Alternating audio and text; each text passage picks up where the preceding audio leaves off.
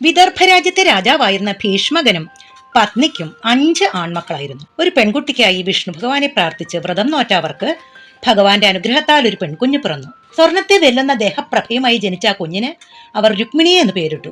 രുക്മം എന്നാൽ സ്വർണം എന്നാണ് അർത്ഥം. അതിസുന്ദരിയായിരുന്നു രുക്മിണി. മഹാലക്ഷ്മിയുടെ അവതാരമായിരുന്നു അവൾ. സ്വർണ്ണ നിറമുള്ള ശരീരം, പൂർണ്ണചന്ദ്രനെ തോൽപ്പിക്കുന്ന മുഖസൗന്ദര്യം, മുട്ടോളം എത്തുന്ന കാർകൂന്തൽ. ചെറുപ്പം മുതലേ വലിയ വിഷ്ണുഭക്തയായിരുന്നു രുക്മിണി.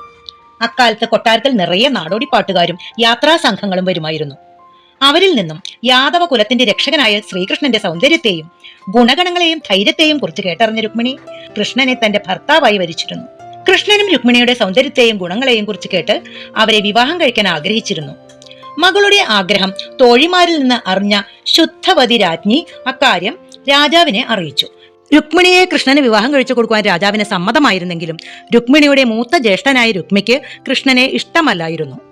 അവൻ അച്ഛനെ എതിർത്ത് കൃഷ്ണന് പകരം തന്റെ സുഹൃത്തും ഛേദിരാജാവുമായ ശിശുപാലന് രുക്മിണിയെ വിവാഹം കഴിച്ചു കൊടുക്കാൻ ഉറപ്പിച്ചു. വിവാഹ ദിവസവും നിശ്ചയിച്ചു. ശക്തനായ രുക്മിണിയോട് എതിർക്കാൻ കഴിയാതെ രാജാവ് അതിന് സമ്മതം മൂടി. തന്റെ വിവാഹം ശിശുപാലനുമായി ഉറപ്പിച്ചു എന്നറിഞ്ഞ രുക്മിണി അത്യധികം സങ്കടത്തിലായി. അവൾ വിശ്വസ്തനായ സുനന്ദൻ എന്നൊരു വൃദ്ധ ബ്രാഹ്മണനെ രഹസ്യമായി വിളിച്ച് കൃഷ്ണന് കൊടുക്കാൻ ഒരു കത്തുമായി ദ്വാരകയിലേക്ക് അയച്ചു. ആ കത്തിൽ രുക്മിണി ഇങ്ങനെ എഴുതിയിരുന്നു: ഭഗവാനെ, ഞാൻ മനസ്സുകൊണ്ട് അങ്ങയെ ഭർത്താവായി സ്വീകരിച്ചു കഴിഞ്ഞു. ഇനി അങ്ങല്ലാതെ ഒരാളെ ജന്മം ഞാൻ വിവാഹം കഴിക്കില്ല. എന്റെ ഇഷ്ടത്തിന് വില കൽപ്പിക്കാതെ എന്റെ ജ്യേഷ്ഠൻ എന്നെ ശിശുപാലന് വിവാഹം ചെയ്തു കൊടുക്കാൻ പോകുന്നു. ശിശുപാലനിൽ നിന്ന് അങ്ങ് എന്നെ രക്ഷിക്കണം. വിവാഹ ദിവസം കാലത്ത് ഞാൻ നഗരത്തിന് പുറത്തുള്ള ദേവീക്ഷേത്രത്തിൽ ദർശനത്തിനായി വരും. അങ്ങ് അവിടെ എത്തി എന്നെ രക്ഷിച്ചു കൊണ്ടുപോകണം. ഇല്ലെങ്കിൽ ഞാൻ എന്റെ ജീവൻ വെടിയും തീർച്ച. ബ്രാഹ്മണൻ ദ്വാരകയിലെത്തി കത്ത് കൃഷ്ണന് കൈമാറി. കത്ത് വായിച്ച കൃഷ്ണൻ എന്ത് വില കൊടുത്തും രുക്മിണിയെ രക്ഷിക്കുമെന്ന് ഉറപ്പിച്ചു. രഥമെടുത്ത് ദ്വാരകയിൽ നിന്ന് വിദർഭയിലേക്ക് തിരിച്ചു. വിവരമറിഞ്ഞ ബലരാമനും കൃഷ്ണന്റെ പുറകെ തന്നെ വലിയൊരു യാദവ പടയുമായി പുറപ്പെട്ടു. വിദർഭയിലാകട്ടെ വിവാഹത്തിനുള്ള ഒരുക്കങ്ങൾ തകൃതിയായി നടന്നുകൊണ്ടിരിക്കുന്നു. ശിശുപാലനും ക്ഷണിക്കപ്പെട്ട അനേകം രാജാക്കന്മാരും അവിടെ സന്നിഹിതരായിരുന്നു. വിവാഹ ദിവസം വന്നെത്തി. രുക്മിണി കാലത്ത് തന്നെ തോഴികളോടൊത്ത് ക്ഷേത്ര ദർശനത്തിന് ഇറങ്ങി. ദേവിയെ തൊഴുതു നിൽക്കുമ്പോഴും അവളുടെ കണ്ണുകൾ കൃഷ്ണനെ തിരിഞ്ഞുകൊണ്ടിരുന്നു. മനമൊരുക്കി ദേവിയെ പ്രാർത്ഥിച്ച് തിരിഞ്ഞു നോക്കിയതും കൺമുൻപിൽ അതാ അവൾ തേടിക്കൊണ്ടിരുന്ന കണ്ണൻ. സ്വയം മറന്ന് അവൾ കണ്ണന്റെ അടുക്കിലേക്ക് ഓടിയെത്തി.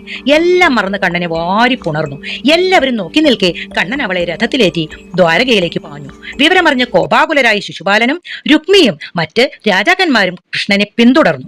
വഴിയിൽ വെച്ച് ബലരാമന്റെ സൈന്യം അവരെ തടഞ്ഞ് വലിയൊരു യുദ്ധം നടന്നു. രുക്മിയും ശിശുപാലനും യുദ്ധത്തിൽ പരാജയപ്പെട്ടു. തന്നെ അധിക്ഷേപിച്ച രുക്മിയെ കൃഷ്ണൻ വധിക്കാൻ ഒരുങ്ങിയെങ്കിലും രുക്മിണിയുടെ അപേക്ഷ പ്രകാരം അവനെ കൊല്ലാതെ വിട്ടു.